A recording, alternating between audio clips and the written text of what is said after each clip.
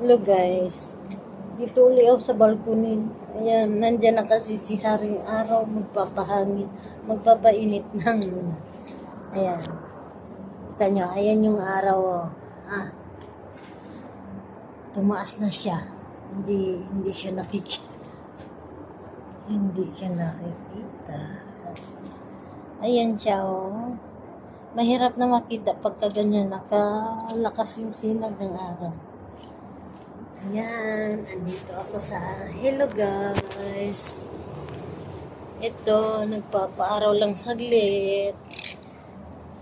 Kasi kanina nung lumabas ako dito maaga, wala pa yung sinag ng araw. Kalalabas lang naman.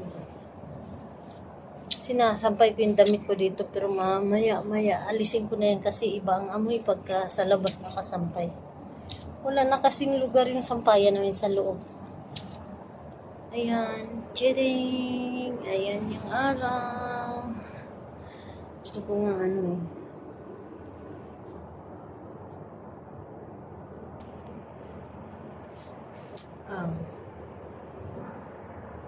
hindi kita pagka nakaselfie.